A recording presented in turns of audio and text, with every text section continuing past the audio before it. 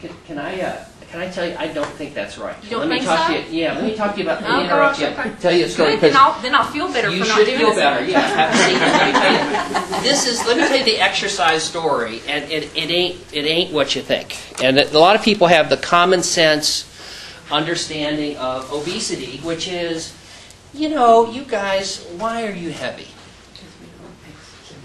Because you're kind of lazy. You lack willpower.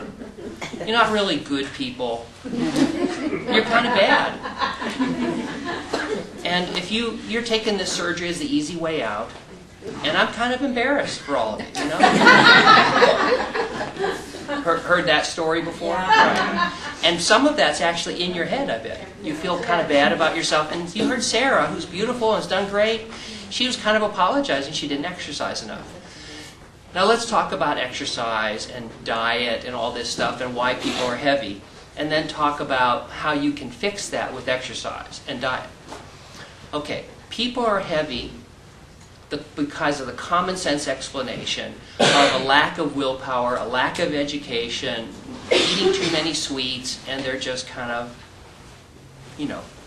not that good a person. If you were a good American, you'd push yourself back from the table right now. You'd walk out of here. To the heck with you, Dr. Rutledge. Get thee behind me, Satan. Right? And you'd get busy and you'd start exercising and you'd eat lettuce for lunch and you would lose weight. And so that's all there is to it. You don't need to do anything more than that simple approach, which is eat less and exercise more. So what's the deal then? Why are all these people in the United States, including you all, just to show you I'm still from the South, why are you guys still heavy? I mean, are you kind of not very good people? No, I don't think so. Let's give that idea,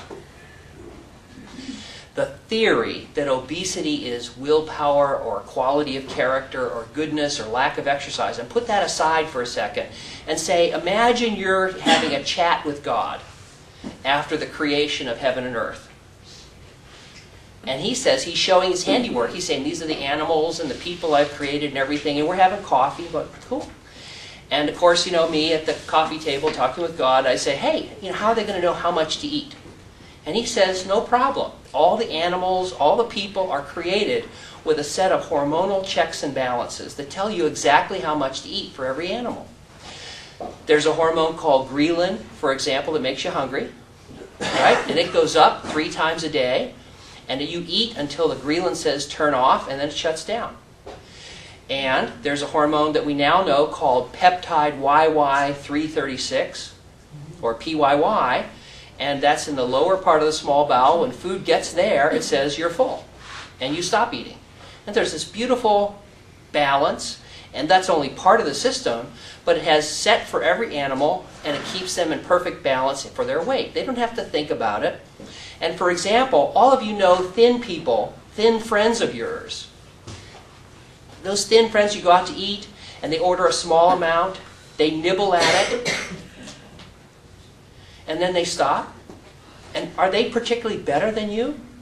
Are they nicer or smarter or better character? No, we think their balanced system for eating and dieting is in perfect balance. Their hormonal mix is in perfect balance. New York fashion models are not better than all the rest of us because they're thin. They don't have better character, better willpower. Oftentimes they don't do much more exercise than us. They just have a different balance in these hormones, plus cocaine. So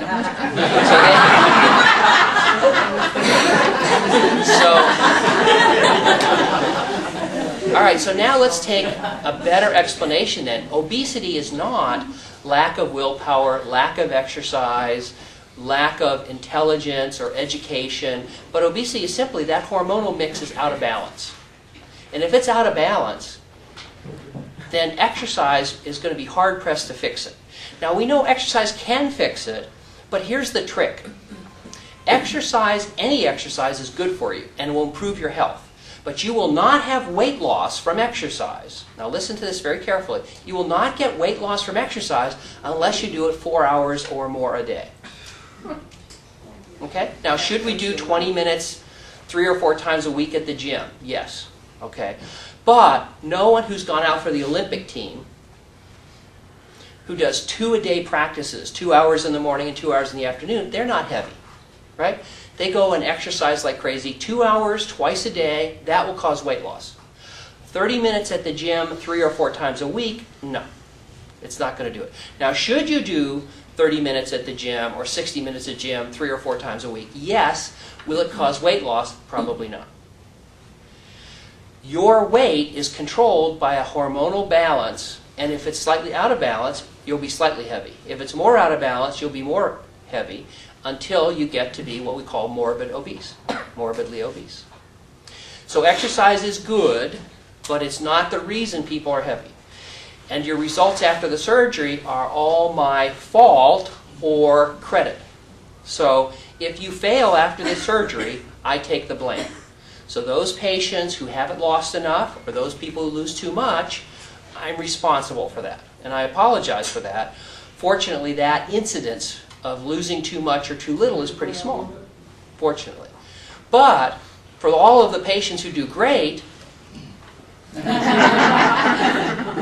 that's me, baby. And it's not your fault as far as exercise. Your weight loss was determined by how much down-regulated your ghrelin was, how much up-regulated the PYY, peptide YY336 was.